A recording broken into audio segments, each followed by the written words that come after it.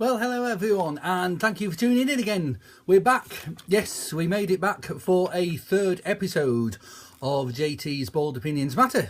And yes, we're back again. Layla in the background, just about there, listening into the programme as well. So yes, welcome along. We've got some good, interesting subjects for you to chew over this time, and we're going to have a look at these, get straight into them now. We've got also the facts of the week, which we started on the last episode, and we're going to be continuing that because there are some interesting facts in the world. Yes, so we'll continue with that. But the first item for today's episode of Bold Opinions Matter, which incidentally is really the fourth, because we had the phone call from a guy called Dave on the last one from Texas. Unfortunately, he's not available today, but we honestly, for those who enjoyed that, we'll be getting it back hopefully very soon. So if Dave is watching, would like you to contact the show, and we'll almost definitely have you back on the show. Anyway, straight into the first item today, and that is, it is big news because they started building it on Monday. Yes, you've guessed it, that stupid bloody pedestrian crossing that they're building on Castle Way, just opposite the castle. Which I think is absolutely crazy. Like a lot of people, as you know from my Facebook, a lot of people know I'm totally against it. No one's going to change my mind. So whether you say it's bitching and moaning or whatever you say, I don't give two lumps of shite what you say. My opinion stays, and that is that the Pelican Crossing is a complete waste of time and money. And they started work incidentally on Monday. Now the one good thing about it is, I must admit, they are doing most of it overnight, and the disruption is at the moment, I don't know whether anyone can update me for today because I've not been out today on the roads, but from Monday most of it is actually happening overnight. So during the day the disruption is not too bad, really, to be fair to them. But getting down to the crux of the matter, it does not need to be there. I mean, my God, how many sets of traffic lights and crossings and bridges and underpasses as well do you need? It's absolutely bizarre. So yes, the work began on Monday, but it's hardly visible. You can actually tell the starting now. It's on an evening that one of the lanes gets shut down. So you're coming along, and there's only one. You're down to one lane instead of two. Now, fair news. This is overnight. This is happening, so it's not too bad at all, really. The disruption to the actual building of it, that's fair dues, but it's totally unnecessary, a waste of taxpayers' money. Now, people were saying, but Sainsbury's are funding it. Yes, but there's still obviously going to be some taxpayers' money going into it, I would have thought. I may be wrong, I've been wrong before, oh yes, but I've been right plenty times as well. Yes, it's an absolute crazy. I know there's plenty of people who agree with me, and I know there's plenty of people who disagree as well. But it's absolutely crazy, and that's the bold opinions that matter. Is totally against it. Now, when you look at right, let's have a look at the people are saying the pros. Right, now we've got to look at it from both angles. To be fair to people, right, the pros to it begin with that there isn't enough ways to cross that road safely onto the other side, whether you're on the castle side or the town side. Now that's what people are saying for disabled people, right? So I can't really, well, I can dispute it, because really there is that bridge. There's a bridge, a lift, and another set of bloody traffic lights near the Globe pub. So you can get across there. But the thing is, now this is what I do agree with disabled groups, because I am all for disabled people. Everyone knows that I stick up for them. Cuts to disability living allowance and all that, so that the horrible Tory government are doing, I'll stick up for them. So there is this issue is a burning issue on this pedestrian crossing. But if the money had been put in to that Millennium Bridge that is totally underfunded and not looked at, if the money was put into that, we might be looking at something a bit better and a bit more sensible than another bloody set of traffic lights and pedestrian crossing on one of the Carlisle's busiest roads. Now, you look at it, right? This Millennium Bridge, people are saying, but disabled people and mobility issues and pushchairs and whatnot can't get up because the lift is never working. Well, that's an issue that the council should have been looking to mend the lift, mend the bloody thing, so people can use it. It's not rocket science. Yes, mend the bridge, the lift of the bridge, and so people could use it. Yeah, do you know? Hey, I come up with these great ideas that nobody else thinks of. So yes, that's one of them.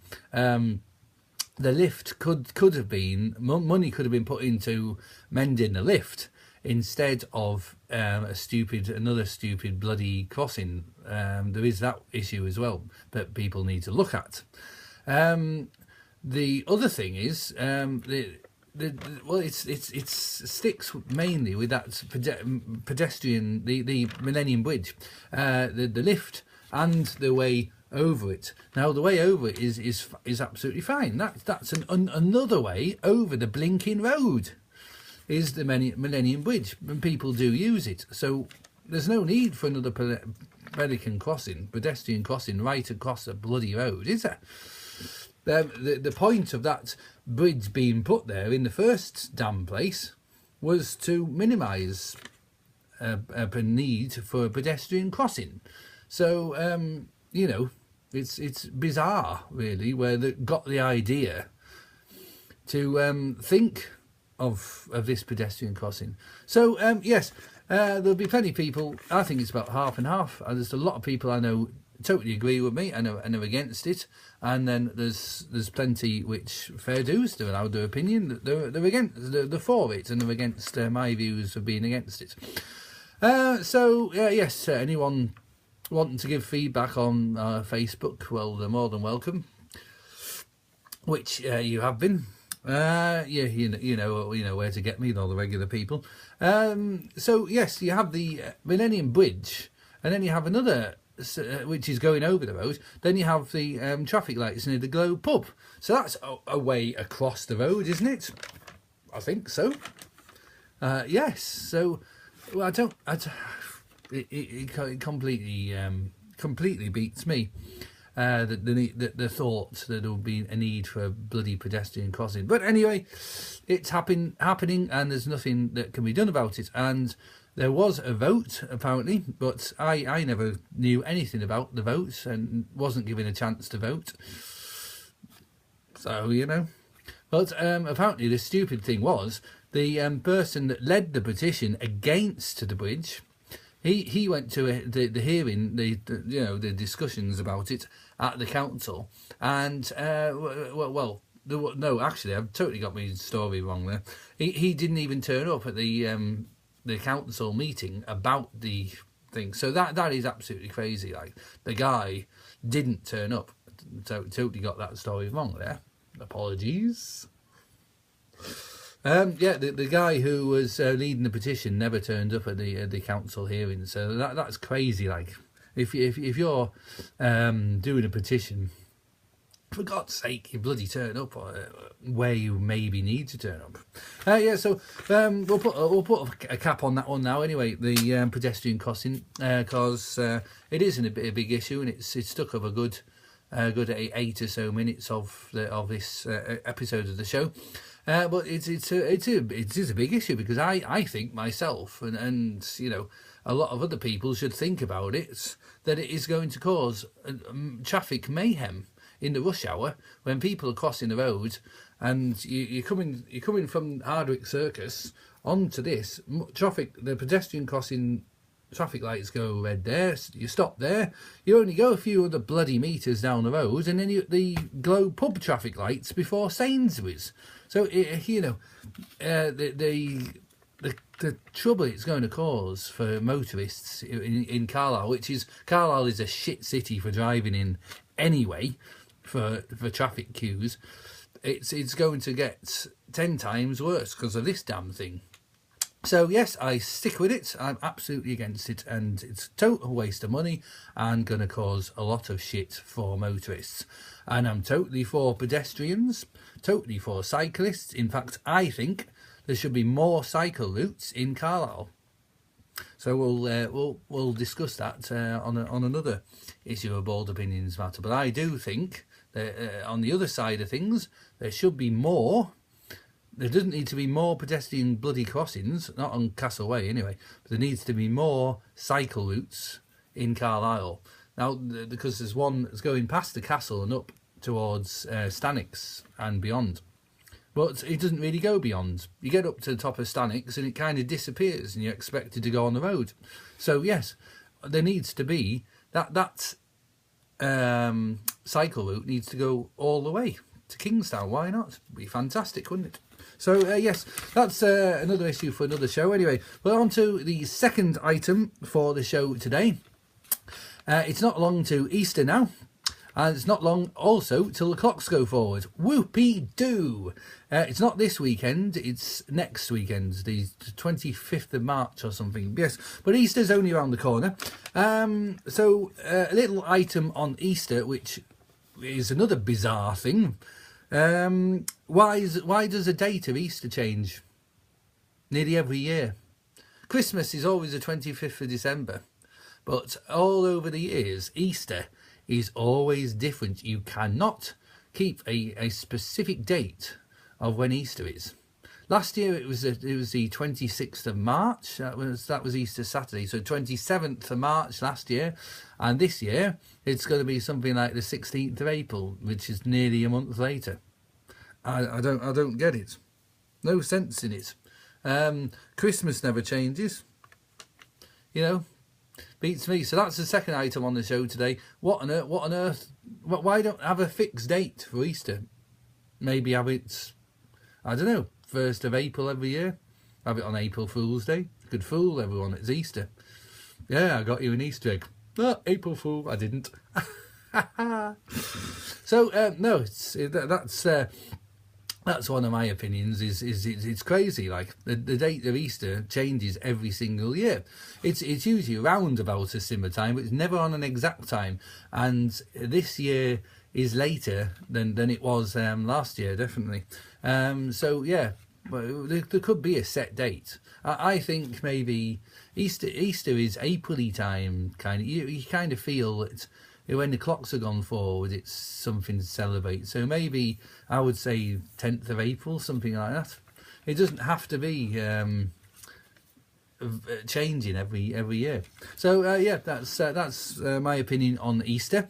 It's not religious. It's a complete waste of time, really. But Easter is there, so why not having it on a set date like we do with Christmas?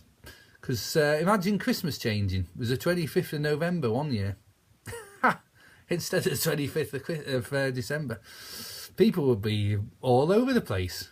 Shops, and oh my goodness me. Imagine a nightmare if Christmas Day changed every year. Goodness gracious me. Okay, and finally for this show this week is just a very, very loose thing. We've got the facts coming up still. Wow, do keep tuned in. Theresa May and Nicola Sturgeon are at each other's throat at the moment, and you know whose side I am on. Yes, Nicola Sturgeon. I think she's fantastic. Nicola Sturgeon is wonderful, and I would quite happily be a member of the SNP, the Scottish National Party, but there's no point when I live in England. Ha ha ha. Yes, they've both been at each other's throats because it's been in the news recently about Brexit and the fact that Scotland is getting jittery about the UK leaving the EU, which obviously I was a Remainer. I wanted to stay in the EU. I think it's absolutely bizarre and crazy that we're going out of the EU. After all, we do get plenty out of being in the EU.